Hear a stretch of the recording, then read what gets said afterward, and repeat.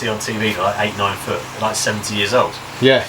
So it'd be nice to see. I've seen a few of the Asian keepers with these over in like Thailand and places. They've got big ones that sort of 4 foot. So everyone, this is part 2, and obviously we're in Jamie's fish room now. Check out this place. Obviously, we've been here before, Jamie, haven't we? Filmed before. Yeah, I think it's your third time now. Third time, mate. Yeah, and the Temensis have got absolutely massive. So let's have a look. Yeah, the Thames were your little babies to start with. Yeah. Literally babies, weren't they? Yeah, look at them, man. The tank's changed though since I've last been here, mate. You've got a few different bits, haven't you? I think all the bass are probably the same. Yeah. But yeah, I've added the red tail catfish. Yeah. It took me, believe it or not, I know red tails are the most common fish you'll find, which is a bad thing anyway, but it took me 18 months to find one I liked. Yeah. I was just, people offer me fish all the time, as I'm sure you get it as well. Yeah. And I was just like, we turned so many away. So that big red tail at the back, it was absolutely beautiful. Like it looked like a wild type. So yeah, I snapped him up. Yeah, he's got some really dark colours in him, hasn't he? Oh, he's stunning. As red tails go, he's one of the best I've seen. So yeah, he came in. I really wanted to get a platinum red tail, but you know, it's just everyone does that, don't they? Yeah, yeah. Well, it's nice to see, obviously, just a standard one, isn't it? You know? No, I like it. I like the standards. Yeah, natural. And the other one was a little rescue, fairly recently, but came from a tank that we sort of outgrew, which is a bit of a shame because, again, in my opinion, they shouldn't really be sold. No, that's right. If they are, they should be about 150 quid to stop people just picking them up for. Yeah, for like 40 quid. Yeah. But yeah, the bass are the same. Bruce is the same. Obviously, pride and joy fish. Yeah, that's something else, isn't it? The alligator gar is new. He's the only one I've ever seen in the flesh, bar Ash Thompson's one. Ash's is absolutely stunning. It's a beautiful fish, isn't it? Look at the colours in it, man. Yeah, he's a good grade one. So I'm just trying to bulk him out a bit now. Obviously, I'll show you in a minute. I'll put a bit of food in there, and you'll see the problem I've got. Yeah. And then the Asian arowana come from Ash as well. He had a group of them, and this one was the runt, if you like, and was getting picked on. Right, was his tail all ripped to bits, was he? Yeah, he was fairly shredded up. Yeah. I mean, the fish was in great condition, like feeding wise, and he was plump. But he's just got a few sort of damaged scales and a bit of torn fins, but you know, already he's only been there, what, maybe a month and a half, and he's looking great again. Yeah, he's lovely fish, mate. Fins grow back. Yeah, you just got to keep doing what you're doing, the water changes and stuff, and it all come back together, mate. I remember when I first got my RTG, and it was in this is years ago, and it was in a poly box, and the tail completely come off in the box. Yeah, I was like, oh no! Quick, yeah, the whole tail fell off, and within 6 weeks, it had come back, but it was still kind of a juvenile. But yeah, it's just so scary, mate. You know, especially when you're spending so much on a fish of that value. Yeah. Yeah. Yeah, I was really bricking it when I first put this in here, thinking, is he going to be able to compete with a bass? Is he going to get beaten up? Yeah. And I was like, obviously he was one of the dearest fish, well, the dearest fish I've ever bought, so yeah, I had to make sure it was going to be okay. But he's settling brilliantly. I mean, he feeds really well. He'll come up and hand feed if the bass gives him a chance. Yeah, and he stands out like a sore thumb as well, doesn't he? Yeah, Can't saw this like, doesn't he? You know. So I was really worried about putting him in a black tank when he go dark, but no, he's true platinum. He's stayed pure, brilliant white. Yeah, and it's nice in the black tank, isn't it? Yeah, he's something a bit different. Hopefully, he gets quite a lot bigger than this as well. Yeah. Oh, he should do. Yeah, definitely. I mean, I'm hoping. I don't think anyone's really kept a platinum gar long enough to see the true potential. Obviously, alligator gars that you see on TV are like 8-9 foot, they're like 70 years old. Yeah. So it'd be nice to see. I've seen a few of the Asian keepers with these over in like Thailand and places. They've got big ones that sort of 4.5 foot. But I reckon they might get bigger. I mean, platinum fish won't ever achieve the wild type sizes, but you'll get big. Yeah, you just got to keep doing what you're doing. Feed, water changes, they just grow, don't they? As will the Temensis as well. Look at them, man. So I mean, they've still probably got a good foot to go each. Yeah, it's incredible, isn't it? And the colours, they've got the 3 stripes still and everything. They just look awesome, don't they? Juvenile colours. I'm hoping they are the. I think there's, if I'm right, there's 2 different variants. You've got the spectacle Temensis, which keep this colour into adulthood, and you've got normal Temensis, which go pretty much greeny brown with black stripes. Look amazing. Yeah. But I'm hoping they stay this way. Yeah, the tail and that, the red looks amazing, doesn't it? Oh, they're awesome fish. It's deceptive. Just for people watching, it's deceptive thinking they look like they're all crammed in, but there's actually 4 foot of water front to back. Yeah, it's a huge tank, isn't it? It's a huge tank, mate. So they're not even half the length of the tank really at the minute. No. Yeah, they've got loads more growing to do in this tank, mate. Honestly. I think so. Yeah. Do you want me to put some of these in? Yeah, give me a feed, mate. Yeah, I'd love to. Yeah. It's only a small feed, just to show you, really. But yeah. Put a few mussels in, and you'll see the mess that's made. So the catfish feed really well as well, straight up for it. Yeah, yeah. Oh mate, they're so big, aren't they? But you see, they take like 10 mussels at a time, and doesn't even touch the sides. So the Thames now feed whole sardines, and that big one's had 6 whole sardines before in one sitting. Really? Mate, it must cost you an absolute fortune, man. I couldn't even eat 6 sardines. No, it makes you sick, wouldn't it?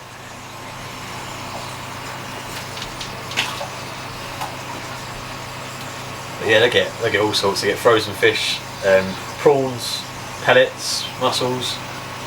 Monstrous, isn't this one here? Look at the size of it, mate. I say, how long ago do you reckon it was when you bought those little tiny sprat sizes? I've done a YouTube video on it. This is when I first started getting into YouTube and stuff. So it's.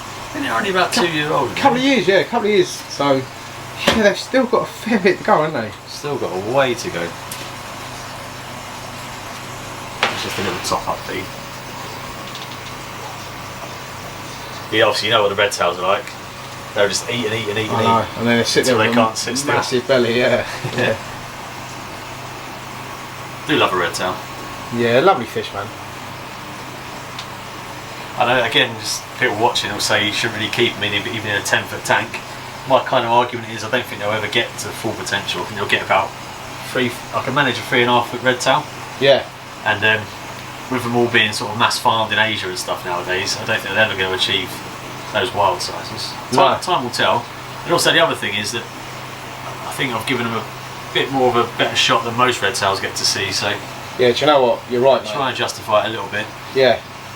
Well, there is talks of you building something else, isn't there? Is that right? Oh yeah, maybe in the future. Yeah. In the future, putting a bigger pond in or something. But yeah, I've not really mentioned that to the wife yet, so I can't really say too much on that. You better not watch the video then. That's incredible, mate. And you've got obviously 2 tanks behind us as well, and they're just grow. Should we have a look? They're grow outs, aren't they? Yeah, yeah. It's just the hobby room. This is so these tanks aren't there to look good. Yeah. Everything in that tank you're looking at there is the community fish that come out of the display tank in the house. Yeah. So they're just. I don't know what I'm going to do with it. I'm going to escape it and make it look better. Might put some plants back in there. But it was. Yeah, I don't know. It's an easy tank to keep. Yeah, it works really well, doesn't it? It's a nice little community, isn't it? As I say, it's not scoped very well in a minute, but you get the idea. It's just a few decent community fish. But those Bornean pretty river barbs are quite a special one. Just looking at with the red fins on them, they look like a red-nosed shark. These ones here? No? Oh, these ones. That's it. No, the barbs. The group of 6. What am I looking at? Ones down there with the black line down them. Oh right, yeah, yeah. So they're like a rarer version of a red-line shark, rose-line shark. Yeah. Something you don't see too often. Yeah, they're quite a size as well, aren't they? Oh, they've done really well. Yeah, they were all tiny when I got them. The little blue crayfish in the back over there as well. Yeah, I see him, yeah. I say little, he's getting quite big now. He is. He might be moving to the 6 foot at some point. But yeah. I'm finding him to be quite peaceful. I've got no issues with it. I was going to say, you're not putting him in there with the tormentors and that, are you? Oh, he'd be eating in there. Yeah, in seconds, yeah. Can't go in the house tank because I think the baboo would take all his legs off. Probably, yeah. But it's just a little bit of added interest really for that tank. Yeah. So this is a 5-foot tank, Jam, yeah? Yes, 5 foot by 18 front to back by 2 high. Yeah. So fairly slim, but these are only ever designed as grow out tanks. And this tank you're looking at now is what the tigerfish were in.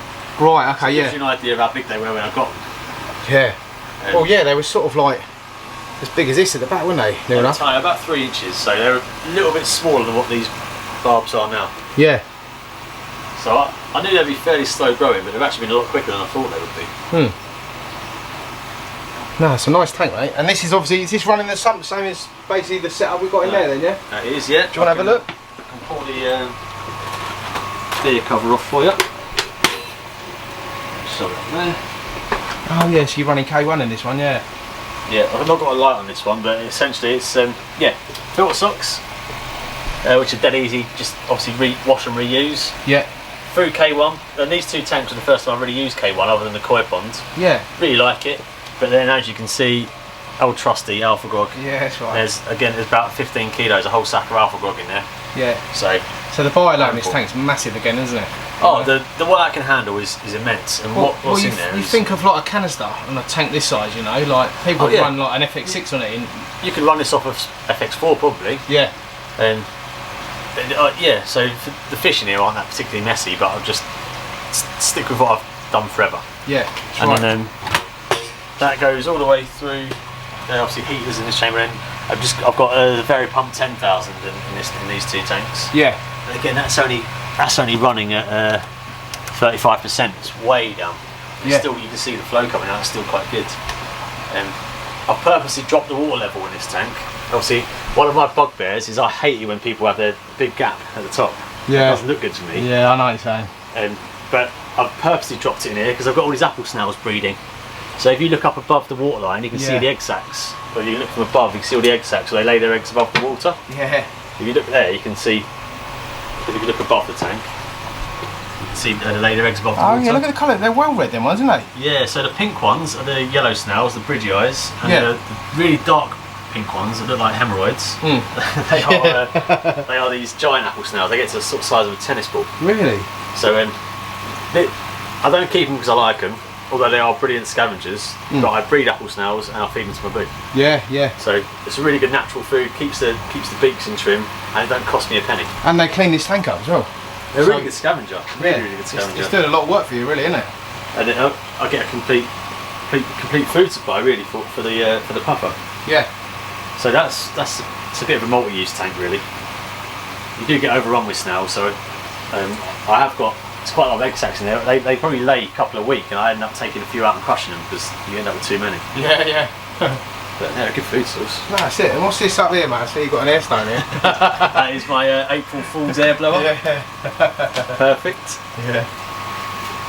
It's wicked, mate. And then also we've got another tank here. Is this a 6 foot tank then? Is it? Yeah. So it's a bit difficult to fit it all in because it's a narrow room. This. Yeah. But same again. It's a 6 foot by 18 deep by 2 foot high. Yeah. Same sump setup again. Socks. K1 alpha grog.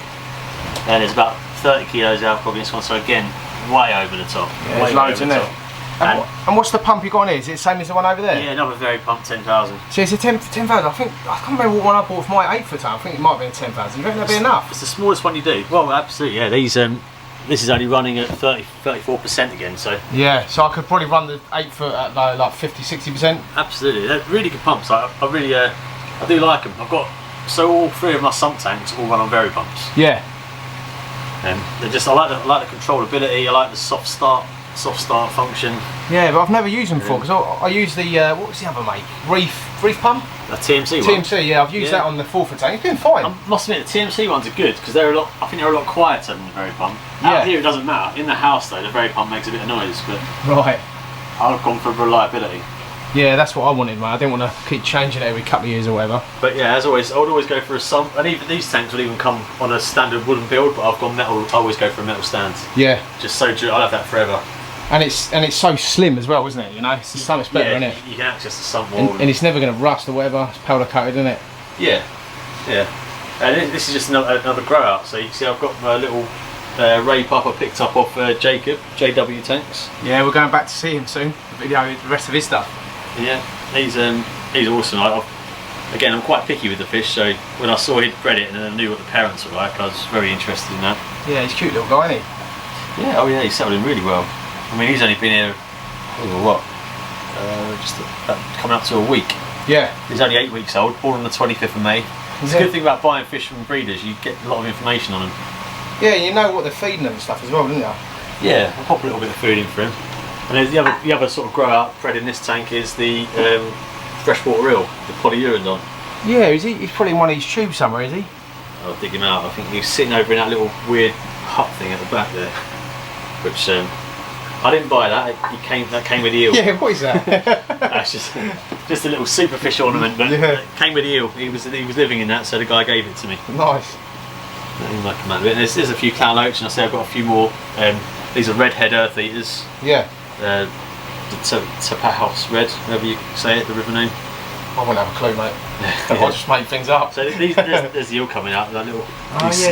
You smell the mussel going. Oh, wicked! Look at him. Right, come out and have a bit of food. Oh, he's lovely, isn't he? I say when they get big, they're such beautiful fish, but they're a very slow-growing fish. Check him out, man. So you smell the mussel. Wow, that's wicked, isn't it? Yeah, he's a really funky little guy. Yeah. So how big they get then? They're about 4 foot, maybe pushing 5 foot. Yeah. But they take a long time, and they are a true freshwater moray eel. There's populations of them that are in isolated lakes and stuff, so we know we're safe for that. I'd say this little guy's feeding really well as well. Yeah, you can tell. Yeah, lovely little healthy fish, isn't he? Yeah, even had him on pellets, which is a real bonus. Yeah. I tend to feed all mine a variety of pellets, and mostly he gets mussel and prawn once or twice a day. When they're pups, you've got to feed them a few times a day. And eat like little and often foods, yeah. Just give them a good start. I don't want them to be stunted or anything like that. No, that's right. There's a few odds and sods that you see like knocking about, which I haven't managed to catch yet, which should be going over there. Yeah, I see that. Yeah. I did the tank changeover. There was a load of fish everywhere. So yeah, it's stressful though, isn't it, when you've got trying to sort things out and there's fish everywhere. Oh, it is, yeah. And then cut the clown loach, and yeah, just it's a weird one. But I say I like to buy all my fish as small as possible. Yeah. Grow them up, and then eventually. So my boo started out in here. He's now in the 8 foot. Hopefully one day he'll be in the 10 foot. It's just like a nice little progression, isn't it? Yeah, of course it is, yeah. And you know what they've all been feeding for their life and all sorts, haven't you? Oh, absolutely, yeah. They haven't been abused, no one's not done water changes from or whatever. Know the history of them inside out, yeah. That's it. Yeah. No, it's an amazing fish room, mate, honestly. It's nice seeing it changing as well, you know. I've settled now, yeah. Like you said, I had a load of other weird stuff in here. I went through a reptile phase throughout the 2 years of lockdown, and yeah, I've just gone for my real roots is the fish, really. So, and obviously I can't move these now, so we're stuck like this. Yeah, that's it. Yeah, no, it's perfect, and it's nice. Like you can come out here and pour yourself a pint and out with a keg or whatever. That's it. It's great. Is this cooled? Is it? Can you pour yourself a pint straight away, or has you got to turn it on? No, well, there's nothing in it at the minute. I've ran out, but yeah, you get a nice cold pint out of there, like a pub quality one. Lovely, mate. I'll be in here every night if I was you. The downside is it only holds 4 pints. Oh, does it? Oh, right. But there is a beer fridge behind you, mate, so that will get filled up. Yeah. Fair play, mate. It's awesome, man. Yeah, and I say it does feel quite. When you've got 2 people, it feels quite cramped. But usually it's only me that sits out there. So yeah. Or your kids. Me and the boys, yeah. Yeah. But the main thing is the fish have got room.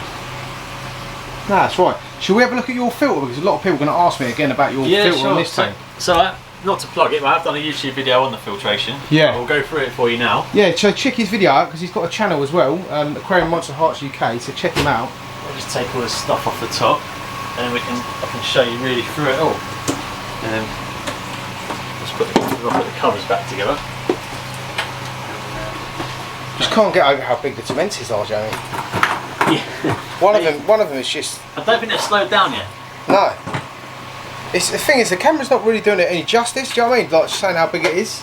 It's hard, isn't it? It's massive fish, man. I don't really notice it when I'm doing a water change. I've got the roof, the lid off. Yeah. Looking down on them from above. You sort of think like that could really cause some damage. Yeah. Oh yeah. They're just powerful as well, aren't they? It's insanely powerful. Yeah, I have to keep all this stuff on top just to keep the lid down.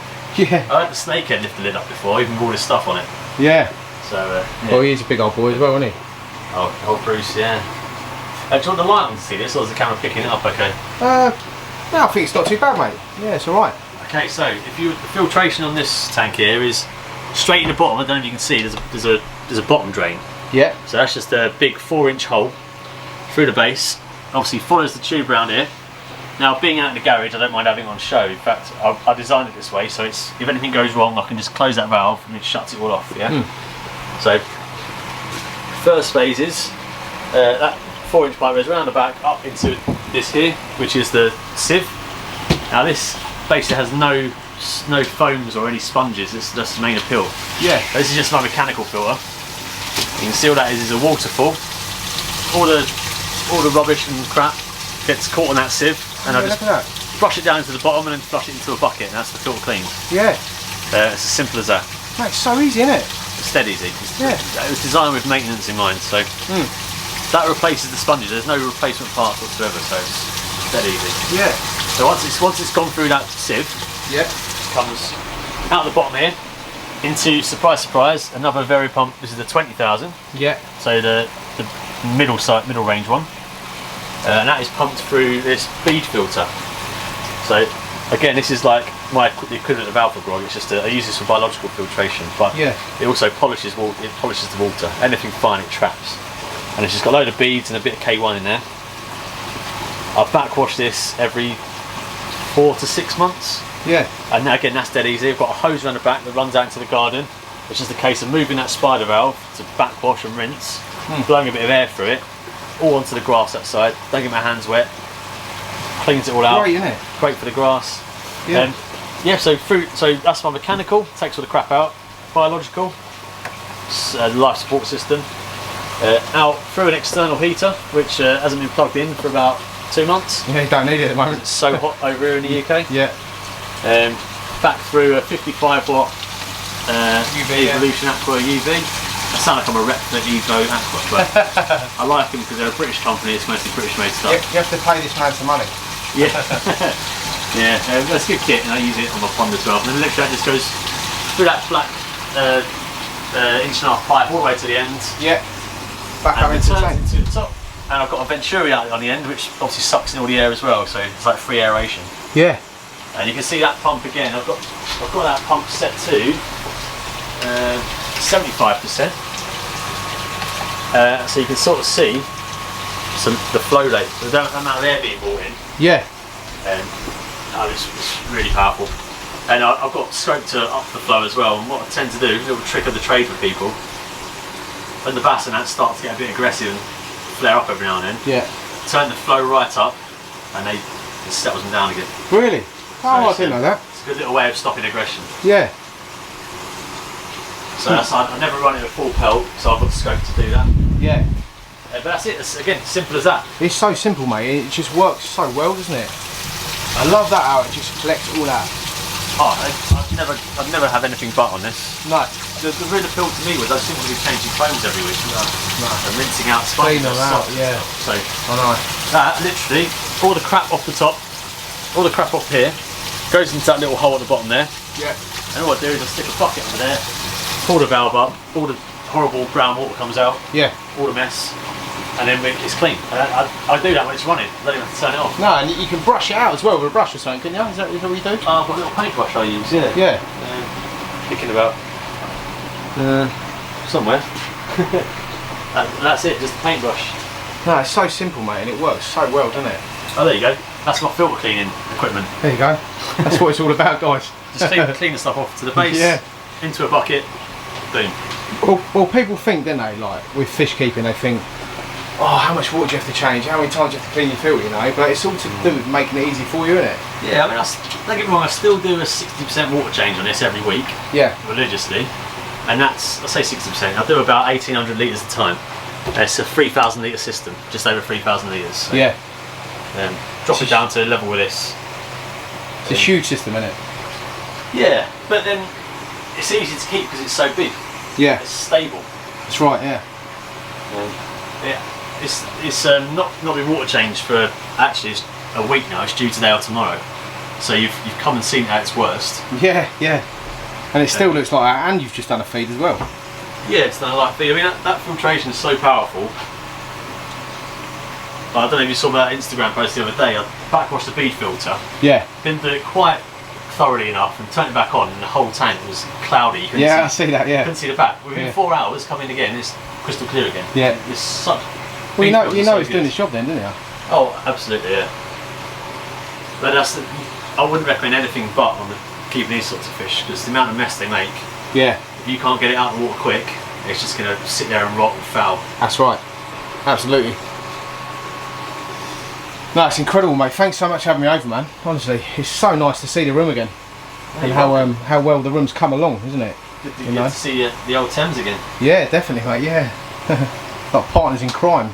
But that was it. When you first said that they'd be available, I said, well, look, if you do get rid of them, Yeah. they're never going to go anywhere else. So No, that's it. Well, mate. I always wanted you to have them because I knew, like, you were the bass guy, you know. You always had all the bass, didn't you? So yeah. See why you're just showing this one here. This old girl in the middle, who's caught now. She's got like a tumour on her face here, and she's developed that over the past 2-3 months. Yeah, it's a real solid growth. You look at her head on. I can see. Yeah, I've never seen anything like it on a fish like this, which is a very old fish. I netted her out a little while back to see what it was like, and it's just a real solid growth. It's inside the mouth, but as long as she's eating, feeding, and doing everything she should, yeah, I'm not intervening. No, it's not a lot you can do though, is there, really? No, not with a growth like that. It's nothing contagious, it's not a parasite, it's just a growth, unfortunately. Yeah. It's an old girl though. Obviously in the wild you probably wouldn't be alive right now anyway, so... Oh yeah, if she had something wrong with her, then she'd get picked off by something, wouldn't she? Picked off, or they generally don't live... From what I've read about a few like academical studies on bass, the oldest ones they tend to find are about 5 years old. Wow, yeah. So they just... You know, the Amazon's quite a brutal place to live. Yeah, you've got to be tough as nails, haven't you? Yeah. Yeah, yeah. Well, there's always something around the corner that wants to kill you. There's that, yeah. But that's the thing. So same with people. People aren't really designed to live to 70, 80 years old, which is why our bodies start going wrong. Yeah. I think it's the same with fish, unfortunately, for that one. Mate, it's probably all the drink we drink. That as well. That doesn't help. But as I say, if I see a quality of life going down, I'll probably have to do something about it. But she still eats and she's still a bit of a boss of the tank, so... That's it, yeah, absolutely. She'll stay. Yeah. Well, she's getting a wicked diet in there, isn't she? And she's getting her big water changes, so... She's doing well, yeah. She is, mate. No, awesome, mate. Well, like I say, thanks for having me over again, mate. Really do appreciate it. And go check out his channel. He's Aquarium Monster Hearts UK. He's got his own YouTube channel, Jamie, haven't you? Yeah, it's got a few bits on there. I'm trying to do more of it now. Quite enjoying it. Ah, good, mate. Good. Right, guys. Well, thanks for watching. Like and subscribe to the channel. Ding the notification bell, and keep it real, everyone.